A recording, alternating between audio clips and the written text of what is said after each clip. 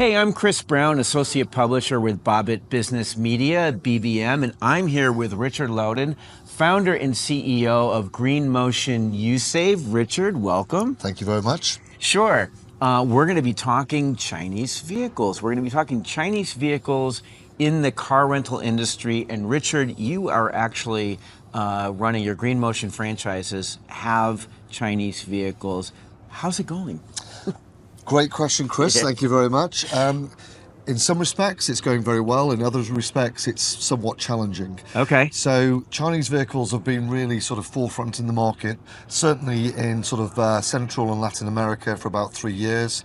They've been coming into Europe in relatively small numbers in the last 2 to 3 years as well. And those initial vehicles that came in were perhaps not the product that we're seeing today. So as we've now had that opportunity to run those vehicles over that sort of lifespan, you know, we've been able to actually understand where the snagging points are. And often they, you know, as we've experienced, you know, in many years previously, parts are incredibly important. Particularly on crash damaged vehicles or where we need obviously servicing and maintenance. So we have run into some major issues in those first few years where we've had to ground cars because we simply haven't had the parts available. Now, if we fast forward that to today, and the latest wave of Chinese product that's certainly arriving in mainland Europe, certainly coming into the Central and Latin American markets, it's starting to change, and it's changing at a pace that I personally have never ever seen in this industry. Yes. Yeah. Okay. So the Chinese auto manufacturers in China have gone from producing 5 million cars a year to 30 million cars a year. And they're also exporting their cars to different parts of the world. And this has been an underreported phenomenon, I guess, right? Absolutely. Yeah. So as you said, it's not widely known how big the Chinese OEMs have actually become. So if you start adding up the OEMs here in North America, you then look at their European counterparts, we then shoot over to Korea, with the likes of Hyundai and Kia. Some pretty big powerhouses there. Add all of those together, and they're nowhere near the volume of the Chinese OEMs. So it's a very, very different position that we find ourselves in today. Okay, and I was in China a couple of times, and got 15 years ago and 6 years ago, when I saw the build quality really improve. And I guess that's even improved now. How is the build quality? Well, I mean, as I said, the challenges of those first wave of vehicles coming in was pretty tough. Okay. But actually fast forward today, and the design engineering that's coming in, the quality of the vehicles is on another stratosphere. Really? So in some cases, they're not only matching US production or European production, they're actually beating it. Wow. And the most important thing to recognize here is the price point.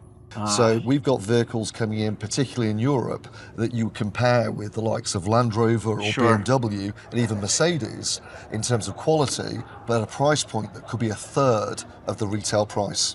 Wow. So what does that do to the car rental market? I mean, how does that disrupt things? Okay, this is a really interesting question. I wish I had the total answer. Okay. But what we could really expect to see is that, we all know that our industry is very much over the 100 years it's been in existence, it's because of overproduction of OEMs. So we've become an integral part of the ecosystem for the OEMs.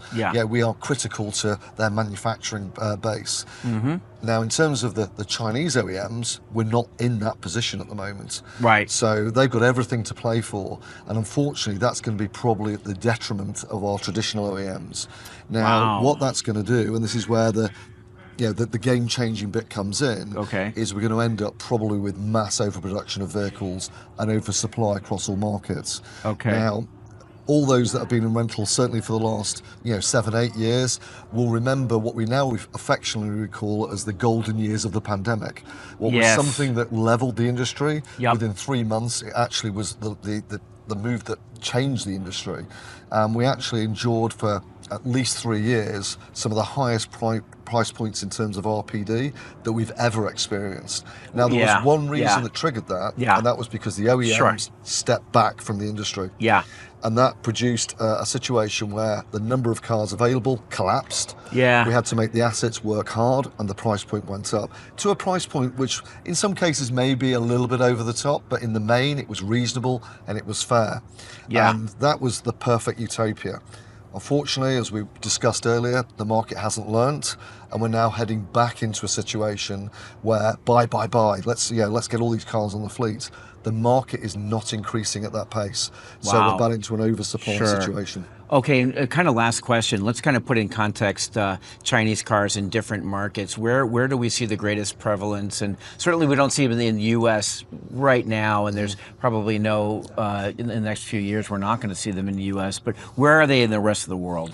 Their dominance in the speed is incredible. So if you ask me this question, literally a year ago, and we look at, say, the United Kingdom, which is a major market in terms of the OEM supply, it's many, many millions of cars per year.